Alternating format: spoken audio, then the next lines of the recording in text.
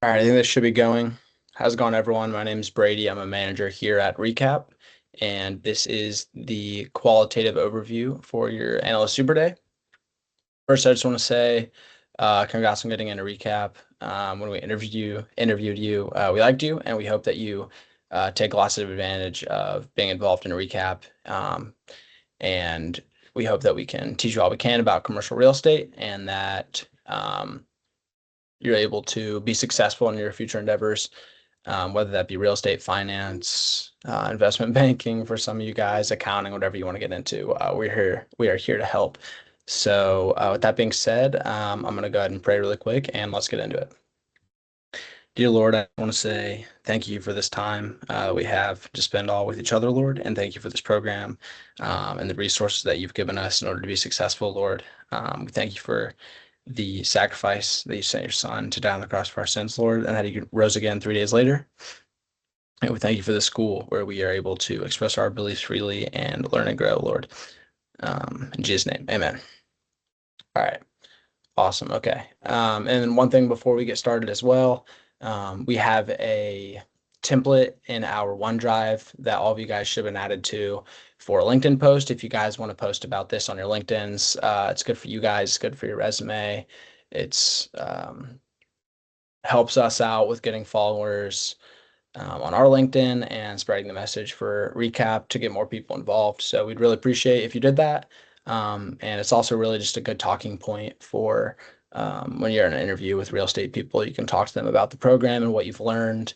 A couple guys that are in the program so far have mentioned that it's been beneficial in some interviews that they've had in order for them to land some internships. So sweet. All right, so for the first section, we'll be talking about market analysis, which is crucial to the qualitative side of real estate.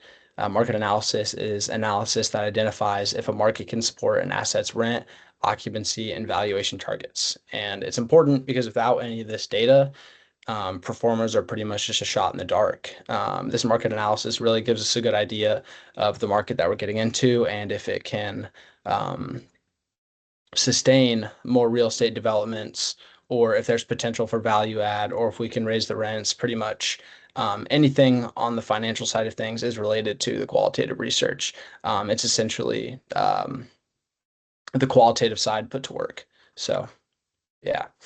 All right, so with that being said, we're going to talk a little bit about macro and micro market fundamentals, which are crucial to the qualitative side of real estate. And essentially, this is just examining national, regional, and submarket trends through a variety of different ways that we'll talk about here in a second. And basically, it determines whether the location that you're in has growth, stability, and investor demand, which are all very crucial for a successful real estate project. You know, if the area that you choose doesn't have much growth, you're probably not going to be able to raise rents or get your units occupied. And get to a stabilized state. And there's probably not going to be a lot of investor demand, meaning that investors don't see this area as a potential gold mine and they don't want to allocate their funds towards a deal that would be going in said area, like such as Lynchburg. And some tools that we use here at Recap would be census.gov for population growth and other demographics like household data. We also use a database through CBRE, JLL, and Cushman that has national and local market reports and forecasts. And one of my favorite would be CoStar, which is just detailed submarket fundamentals that you can download that include rents, vacancies, and absorption. And also there's information that the Federal Reserve puts out there, economic data that's pretty much available to anyone that talks about interest rates, inflation, other important macro indicators that we can use in order to analyze a deal. All right, so with that being said, these are some of the economic drivers, which would be jobs, GDP, and infrastructure.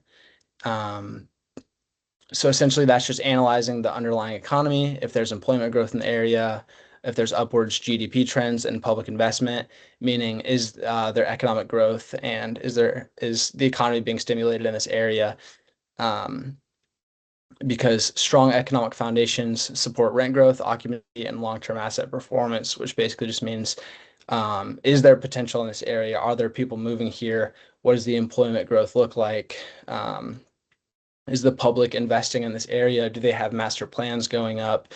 Things of that sorts that we want to be able to determine. Basically, like the roots of a given market and if there's potential in the future so that we can make money. And some tools that we use for this would be the Bureau of Economic Analysts, the local Chamber of Commerce that has lots of good information for different regions. Pretty much every it might be city or state or county has one. I don't know how detailed it gets down to, but that'll tell you major employers, the business climate, and different and economic development like pipeline. See if there's new development going up that'll allow us to be proactive in determining what the area might need. And there's also the Esri market reports and ArcGIS. They offer business analysis tools. I think they're a little bit better. ArcGIS and Esri are better for some of the other metrics that we'll talk about here in a minute, but those offer demographics, employment clusters, and lifestyle segmentation, which is essentially just like putting all that data into words and telling us what it means.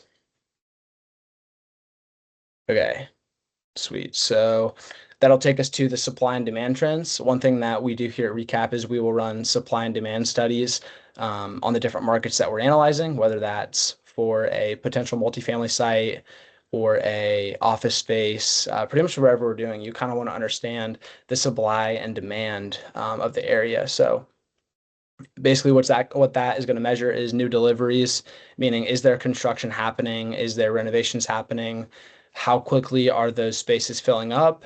And um, how much of the existing space is already filled up. Basically, that's just kind of going to give us an idea if the market is oversupplied or if it lacks tenant demand. And if that's the case, it's probably not a beneficial market. And if it is, it might be fairly competitive, which makes it a little bit harder to get tenants, and we'd probably have to reevaluate after that.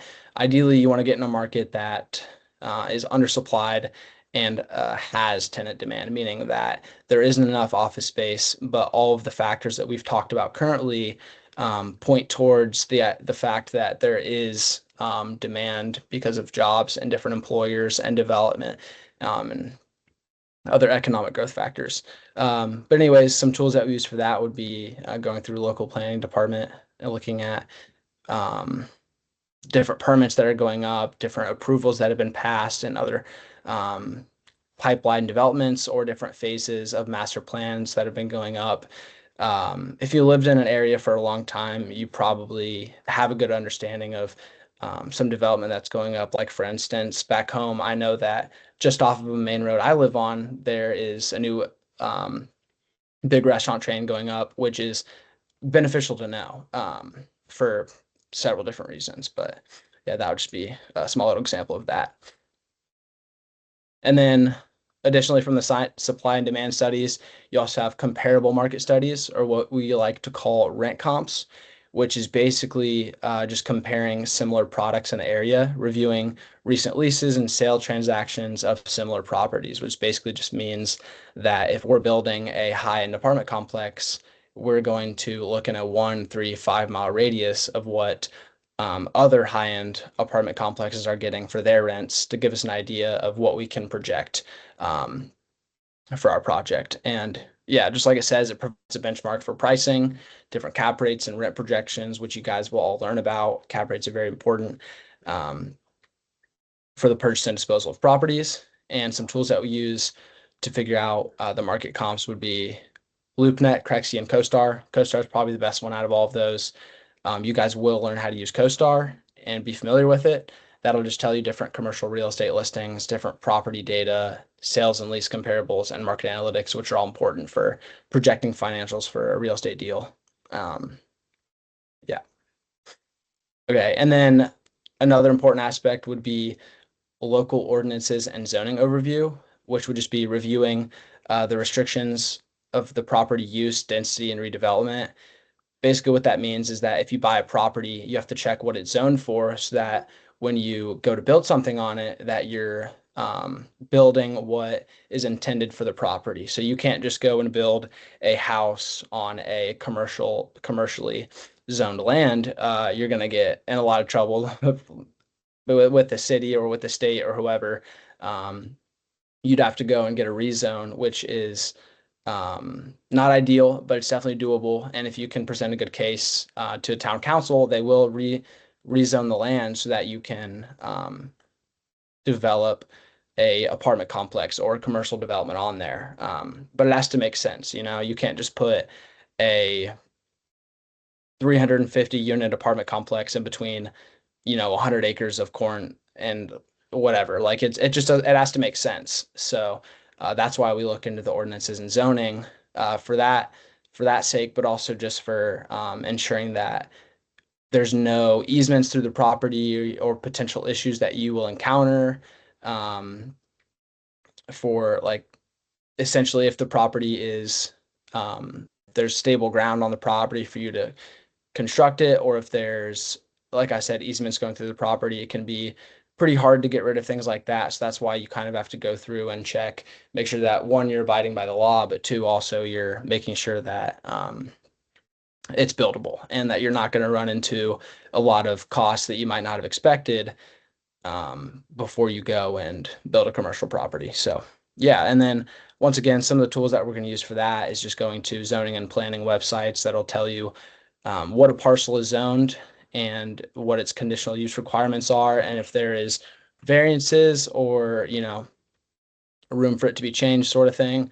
And then also one that I used this summer was GIS mapping links that'll give you parcel information, zoning layers, flood zones, overlays. If you're building on a property that's in a flood zone, it's kind of a risk. So you can take that from a couple different aspects. You can say, hey, use it to help you negotiate. This is in 100, 500-year flood zone. We're not going to pay this price for this land running this risk. Or maybe you just don't want to do the deal at all if it's in a flood zone.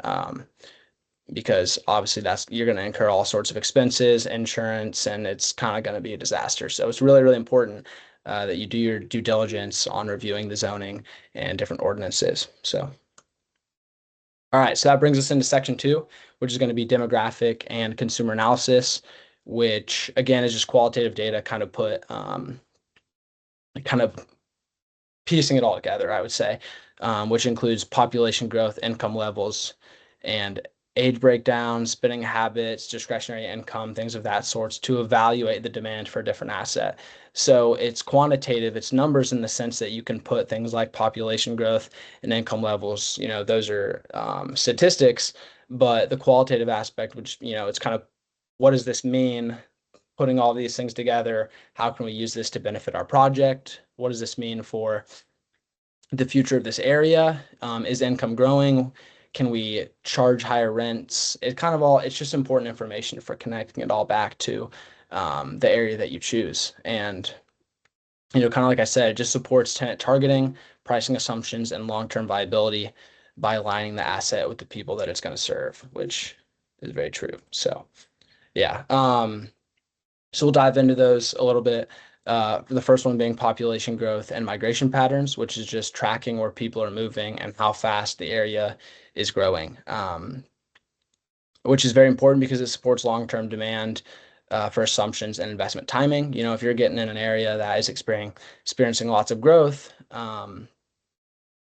then it's likely going to be profitable in the future because the area is growing. There's going to be a higher need for commercial properties and um, economic growth. So you kind of want to, there's sort of a sweet spot in getting in on investment at that point because you don't want to get in an area that's, growing too quickly and it's, everyone and their mom wants to buy a piece of land in this area, but you don't want to invest in an area that has, 5 people moving there every year.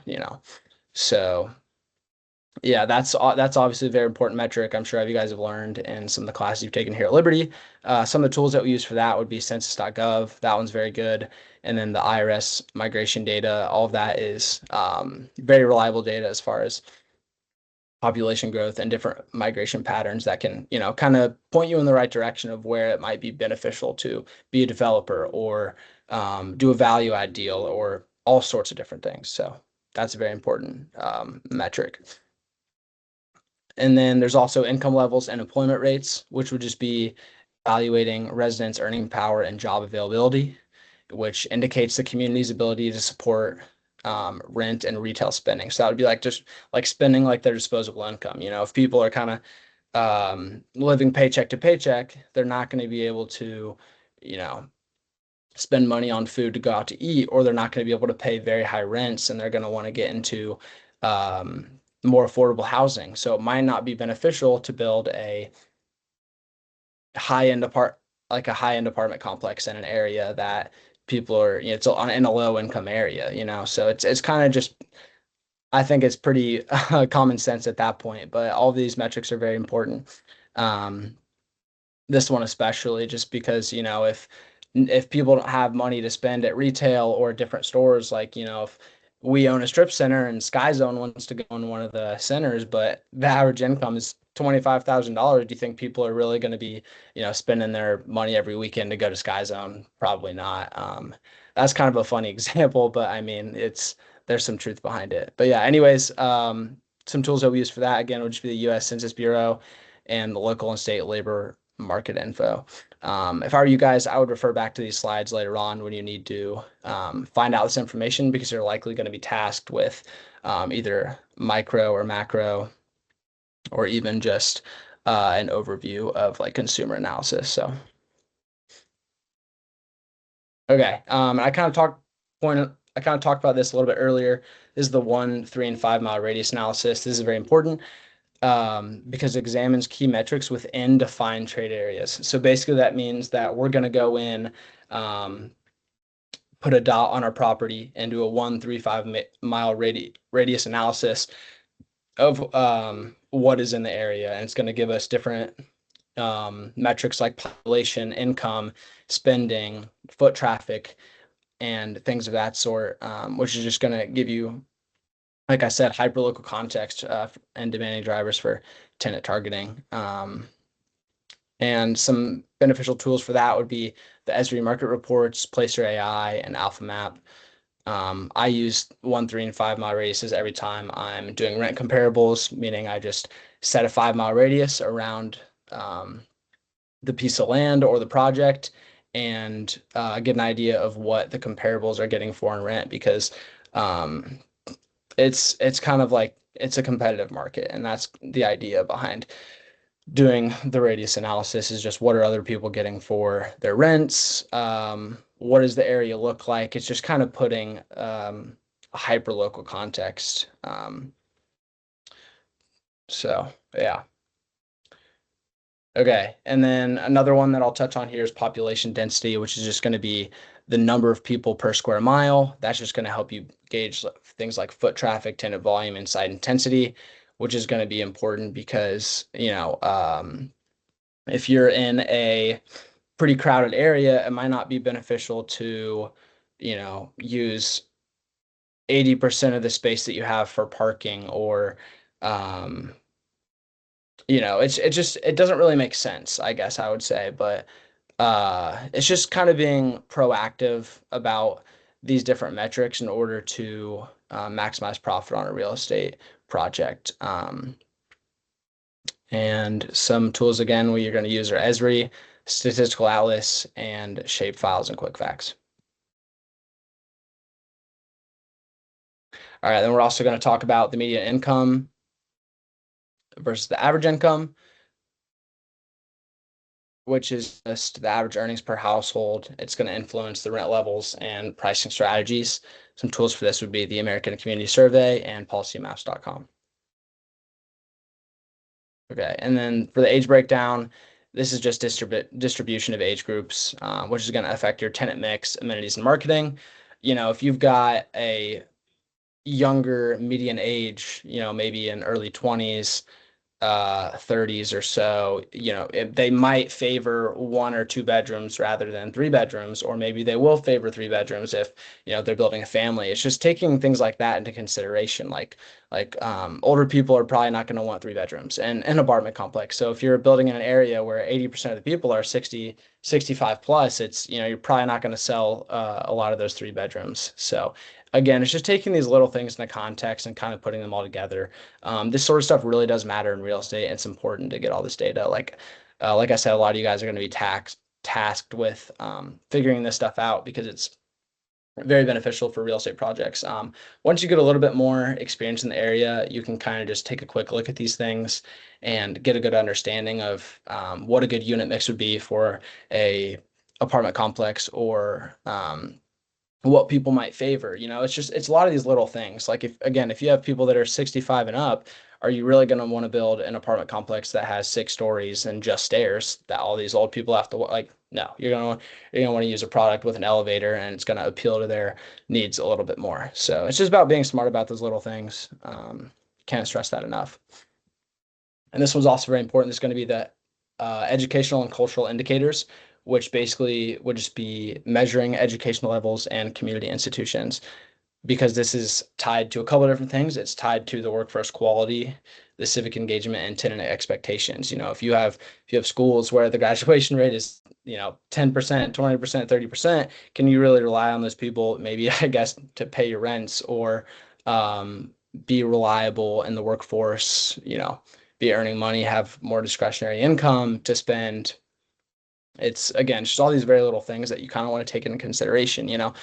Um, One of the things I like to use is gradeschools.com, which basically gives all the schools in an area, and you can do the 1, 3, and 5 mile radius around your property for this as well. And it'll tell you what the rating of these schools are, what the graduation rate is. Is it a good area? I feel like the education um, in a given population is going to be a pretty solid metric in understanding, is this area going to experience growth? Is this a thriving area?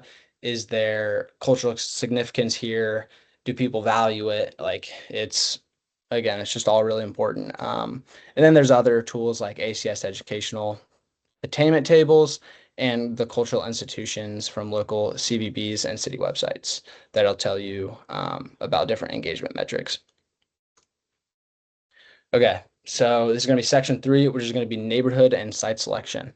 And this is important because when you're selecting a site, you're going to look at things like, is this in a good area? If it's surrounded by a trailer park, it's probably not going to be nice or reliable of a site as if it's surrounded by multi-million-dollar homes. So this is basically just involving proximity to amenities, primary infrastructure, zoning. Is it a walkable environment? Is there risk? And this will help determine whether the physical location enhances or hinders the asset's attractiveness for the long-term risk profile. Again, this goes back to investors, or if you're trying to dispose of a property. Bigger institutions aren't going to want to buy in low-income areas, or if it's surrounded by trailer parks or whatever. It doesn't look as good, and it's the appeal is less. You're probably not going to get as many people visiting. If you're building an apartment complex, you're not going to get as many tours, which is going to result in less turnover. All this stuff really, really is connected, guys, and it's important that you understand all of this. So, yeah. Um, so starting off with this section, again, just proximity to retail, transit, and amenities. Basically, this just assesses the location's convenience and accessibility, which is going to influence tenant satisfaction, leasing velocity, and the value. Um, a good tool that I like to use for this is Google Maps. Basically, that would just be going in to Google Maps on your the site that you've selected, or the piece of land, or the commercial property that you're buying, and just look around in Google and see what's around here. Is there a Target around here? Is there a Publix? Is there um a Bucky's or something like that? It's all these companies spend millions and millions of dollars figuring out if these areas are experiencing growth. So a shortcut for us that we can use is say, hey, if Publix is building here, if Kroger's building here, if Raising Cane's is building here, whatever, this is probably a good area to follow this retail, because again, it's convenient for tenants, it's convenient for smaller businesses, and it's a really, really important factor here in determining like site selection. It's actually one of the top 5 at the firm that I worked at. Proximity to retail is probably one of the biggest things for the CEO. So yeah. And then another one, this one I didn't focus on too much with my experience in multifamily, but crime rate and safety metrics, obviously very important. I think this probably goes along with some of the other ones. If the area doesn't have super nice houses, or if it doesn't have nice retail, or if it's not walkable, and the schools are low, there's probably going to be a higher crime rate, and the safety metrics are going to be lower. So this is definitely important. I think you can kind of figure this one out by looking at the other ones. But again, you should be going in and using these tools to look at the crime rate and other safety metrics. Because if an area is not safe, it's not going to be appealing. So. Again, this is just going to evaluate reported crimes in the area and impact tenants and demand. Crimemapping.com is a good one, and local city data and local police department websites are also really good. So, okay, sweet. And then another thing that you can look at for the site selection and um, choosing a site would just be the future development pipeline, which is just identifying new projects that are under construction. And this essentially just signals if there's changing demand, competition, or transformation happening in the area. And usually this is a good thing. If there's lots of development in the pipeline, it means that there's lots of economic growth, and that a lot of these other things that we've talked about are probably um, aligning up very nicely. But if you have too much competition and there's already too many commercial properties going up, or too much competition with multifamily, it's probably not going to be very easy to develop in an area like this. So you kind of again you want to find that sweet spot and get in an area that has development going up, but nothing insane to where it's going to be like, whoa, we have too much competition. CoStar is really good for this, and local economic development authorities are good as well. And then also, I would just say talking to different brokers. As you get into commercial real estate, you will develop relationships with brokers, and they really are in the loop about future development pipelines. And you can look into things like master plans. You'll probably know other developers. Um, Again, like I said, a lot of you probably understand if you're interested in real estate development in the areas that you're from to some extent. And personally, I find it really exciting. I think it's a very important metric. If you know that there's a, you know, 300 home neighborhood going up, um, in the area that you're from, there's probably going to be a need for retail. Those people are going to have, they're going to need a grocery store to go to. They're going to need doctors, and they're going to need different places they can spend their income, whether that's like a Raising Cane's or office space, whatever. It's just kind of all this stuff kind of fits in together. And the more that you learn, you'll understand these sorts of things. So, yeah. And then we kind of talked about this a little bit earlier, but again, with the environmental risks and flood zones, um, this basically just reviews exposure to physical and regulatory environmental risks. And it's important to understand when you're doing site selection if the area that you're in has a flood zone risk, or if there's other things like it's a protected wildlife area, or even if it can be DDA, which is difficult development area. And then there's also areas that you can get where the city might pay you to develop there because it's a low income area and they need more economic growth happening. And again, it's just looking for these different opportunities, and being aware of the area that you're doing for site selection. And like the slide says, it also affects your insurance, different financing. It might scare investors. It might attract investors if you're getting money to help on with the development. But yeah, there also is a long-term safety risk that poses here. So I like to use FEMA and Parcel GIS. Those are really good. You can also use things like the National Flood Hazard Layer. You can actually apply that layer to the GIS maps if you're using the right systems, and it's completely free. I find it beneficial that if you really are trying to attack one market, if you build a GIS map with all these different layers, with zoning, with flood zones, with difficult development areas, basically you have all this information you can go in and see without having to pull up all kinds of different maps. You can just kind of get it all in one. We'll teach you guys how to do that along the line. But yeah, I really like Parcel GIS and the National Flood Hazard Layer viewer. So sweet. Okay, and then we're also going to get into municipality engagement and property tax, which would be things like insurance and impact fees. when you're doing site selection and development, um, it's important to understand if you have high if you're going to have high fees for building there. Some jurisdictions have really high fees for doing commercial development, whether that is because you need to put they're going to have to change the road and it's going to affect traffic because of the development that you're putting there.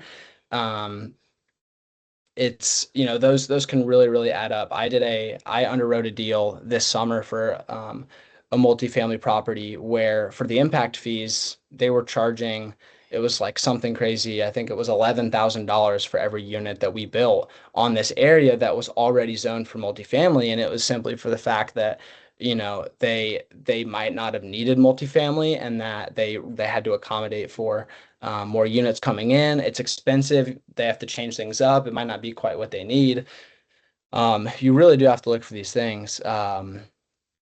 And again, it's all it really is just interaction with municipalities and property taxes for new developments, and it ensures fair taxes, fund services, development costs, and it supports infrastructure. Ultimately, these impact fees are going back to more development, but as a developer in site selection, it's if you're paying $10,000 for to put every unit you build on a given property, it's the numbers just aren't going to make sense. So you really do need to look for these, hidden property taxes, insurance, and impact fees, because it really can make or break a deal. Okay, and then continuing on that, there's just different tools that we use would be like the FEMA flood map, the like I said, you can ask brokers. Usually they'll know about these things. If you get sent an offering memorandum, it can contain information about taxes and impact fees. It'll also tell you what the zoning is and different requirements. Sometimes you do need to dig in and do a little bit more research. But yeah, it's really important that you understand this aspect of site selection, because you can also come across an instance where the property that you choose is split in between two jurisdictions, and you have to figure out which units you got to pay certain taxes on or certain impact fees on. It's definitely very daunting at first, but once you kind of get a hold of it, it gets much easier, because if you underwrite a deal thinking it's in one county and it's in another, and they have, like I said earlier, that $10,000 per unit fee or whatever it is, like it's really going to screw you over. So you got to be really careful. I've seen deals go down because people didn't understand the municipality engagement, property taxes, impact fees, things of that sort. So that's really important. Okay, and that brings us to section 4, which would just be asset and building quality, which basically is just covers building age, construction materials, layout efficiency, deferred maintenance, and energy performance. And that ensures that the asset's physical characteristics align with its intended use, the expectations that the tenants have, and other capital expenditure requirements. So we'll dive into that a little bit.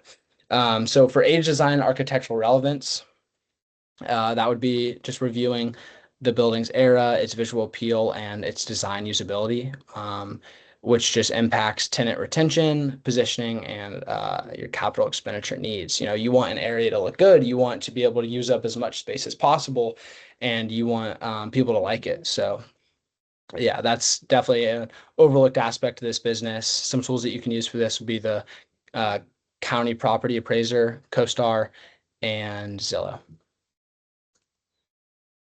Okay, and that brings us to construction quality materials.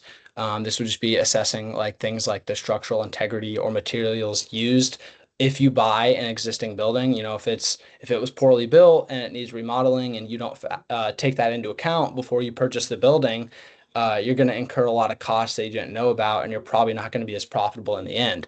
Um, and yeah, that's just going to basically determine things like longevity, how much use you can get out of the building, when you need to replace it. If it was built with, stronger material, you might be able to wait a little bit longer before you have to make a really big purchase and buy things like a new roof, and things of that sorts, other operating costs. That and you can use tools like building plans and different permit records. That'll give you material detail, construction class, and other components. A lot of these areas have requirements regarding that, regarding construction quality and materials. And if your construction or if your acquisition doesn't follow these, you're going to be in for a world of hurt. So, yeah, it's really just trying to explain to you guys the ins and outs of this business and just all the little things you kind of have to take in consideration. In my opinion, I don't think it's that hard to be super profitable with real estate, given its nature. But a lot of these things, if you don't pay attention, it can really take a deal south. So it's important to understand all these little components of the deal. So yeah. And then we're also going to be talking about deferred maintenance and CapEx needs, which is just identifying worn out systems and repairs that you're, I'm guessing, if you're doing an acquisition here, would need. If you're buying an existing building, you need to understand what these things are going to cost. So that would be like the impacts, acquisition costs, different projections, and exit pricing that are going to be affected. Okay. That also brings us to energy efficiency and green certifications, which is just evaluating the building performance and sustainability designations. For some people, having an energy efficient building and different green certifications can be very appealing. Sometimes it's necessary for zoning. Sometimes these jurisdictions require it. Other times it can be beneficial for lowering your operating costs and, like I said, just improving that tenant appeal. People want to feel good about where they're living, and some people, it's a must that they need to live in an energy efficient building, and other people are really good at reusing or selling that energy.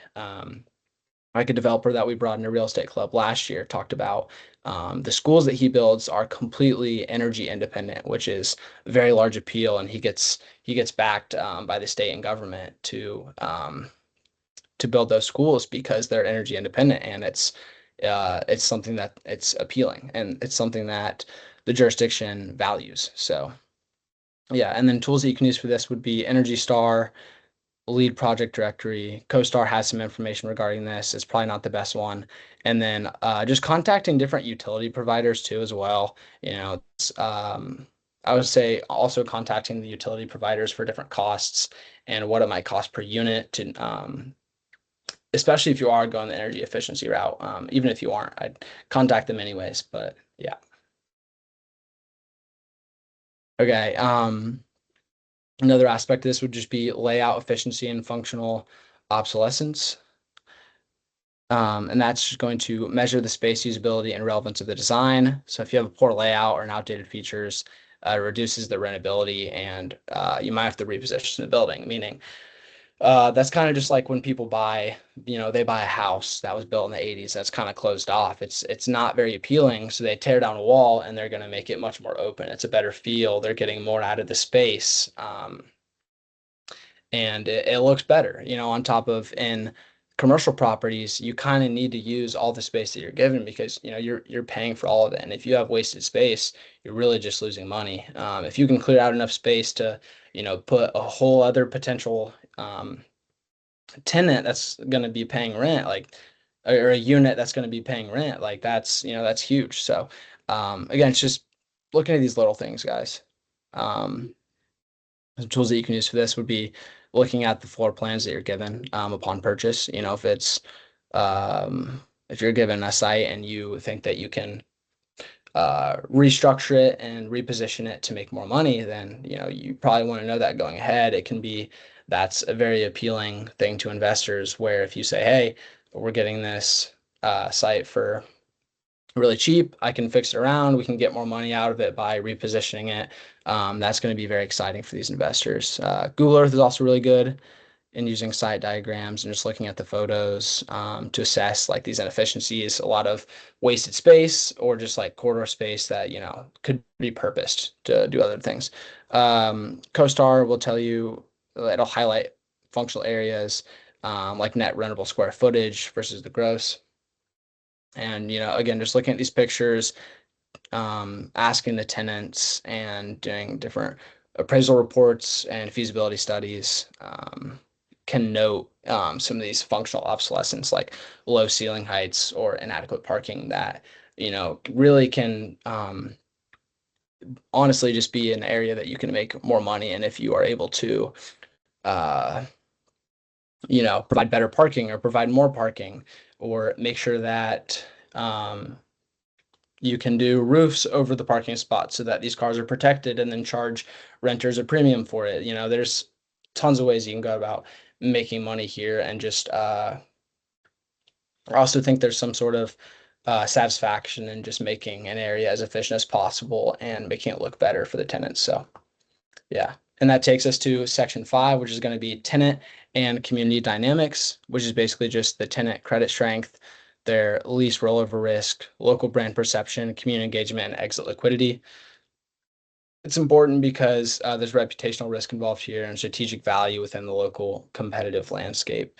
Yeah, so just making sure that you have reliable tenants who are going to be paying rent, and also that the information that you get upon receiving a property is accurate information so that you're not, given false financials and met with false expectations. So, okay. And then there's also tenant mix and credit quality, which is just reviewing current tenants by industry, lease size, and financial strength, which is important because it diversifies risk and stabilizes income stream. This would be like having a solid tenant mix in your commercial property. If you got a strip center and you have a McDonald's, a Taco Bell, a KFC, it's like it's it's not a very strong tenant mix, not every it's not as appealing because it's just food. You're gonna want probably like a strong tenant mix with, like, maybe you have a Dunkin' Donuts on the corner, you have a nail place in the middle, and then you have a Goodwill or a skate shop or something of that sort on the side. I think that just diversifying one makes it look a little bit nicer, stimulates the economy and its needs a little bit more. And also it's just, some industries are a little bit more reliable than others as far as paying rent goes. Like a lot of the times, what I've seen is that a lot of restaurants aren't the best at keeping up with their rent, but if you have an IV place right next door, they might pay their rent 3 months in advance, sort of thing. So, uh, yeah, that would just be, you can use tools like the SEC Edgar database to look at financial health of public tenants. If you're buying an existing property, and you are probably going to want to double check these financials and make sure that, again, the rent roll that you're getting is accurate, and that these tenants are not only um, paying their rent now, but that they're probably going to be reliable in the future to pay their rent. And then also just that could be for evaluating new tenants. If you have a space that you need to lease up and you have someone who's interested in putting their business in your commercial property, then you need to make sure that they're going to pay. And if they don't, then again, you're going to be in for a world of hurt. So, yeah. Okay. And then we also have community engagement potential, which is just assessing how well a property fits and supports the surrounding area. Kind of like I said, it's if you got a McDonald's, a Taco Bell, and a KFC right next, like in the same strip center, it's probably not going to work out. If you have them, a couple blocks away, maybe next to each other in separate buildings or down the street, it might work out a little bit better just for things like the flow of foot traffic and the way an area looks, and also just its long-term relevance. I think it's good to have diverse tenants in the space. So, yeah. All right. And then we'll also touch on local reputation and brand perception. It's basically just gonna, we kind of touched on this, just gauging how the property or its tenants are viewed locally. If it's a business that's recognized nationally, then it's probably going to get a lot of business. If a Raising Cane's went up in my town, I think people would love it. But if some little mom and pop, not so good, rats on the floor uh type of restaurant goes in, then it might not look great. They might not be very reliable payers. Um, it might, there might be less uh leasing activity because of the space that you've leased out to them. But yeah, essentially, this is just, you know, making sure that the leasing activity is diverse and that it fits in with the community really well, and that it looks good, sort of thing. So yeah, you can go on Google reviews for this, Facebook business pages, or the Chamber of Commerce and local forums. You can even just ask around, like, hey, what do you think of this, sort of thing. So yeah.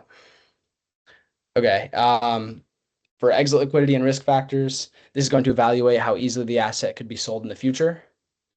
And this informs exit strategy, the holding period, and the investor return potential. This is just kind of understanding, is this asset going to be easy to sell here in 5 years? What does our exit plan look like? What are the risks that we run? If it's an older building, are people going to want to buy this in 10 years? So these are just different things that you need to be aware of and different risk factors upon exiting. So yeah, and you can use tools like CoStar and CBRE, Newmark Capital Markets to just look at transaction volumes, the buying depth of asset classes, what's popular right now, maybe what you can get for a good deal, and even just again talking to brokers, interviewing them, and getting their opinions on exit timing, buyer interest, and pricing sensitivity. And then the last thing we'll talk about is the site map, which is just a visual representation of the building layout, its access points, and surrounding use. This is critical for understanding site efficiency, tenant flow, and other development options. Some tools that you can use for this would be looking at the OM, looking at the GIS mapping portal and parcels. Google Earth's really good, and then architectural plans and engineering reports. This is going to be very beneficial for understanding what might look good on the site, what is going to appeal to the area, um, what's going to be long lasting, and is it going to be efficient? Is it going to be easy to get out of? Is it going to worsen, or is it going to improve the flow of traffic? How do we do this? Where do we put the turn lanes? Where is this in correlation to the lights? Is there stop signs? Little things like that. It's really important to understand the flow, other visual appeals of how the site is going to look. But yeah, I think that's all I have for you guys. I'm sorry this was kind of a lot of information. There's a lot to learn. If you guys need to go back and review any part of this video or ask me questions in person, to be honest with you, I'm not really great at presenting this information over a slideshow, over Teams, but I'd be happy to elaborate in person to all of you guys if maybe you didn't understand a portion of it, because I did kind of go back and forth talking about different commercial developments, whether it was I gave an example of multifamily or if I was talking about a commercial strip center. So if you need clarification on any of those things, guys, just talk to me in person after the meeting and let me know if you guys have anything.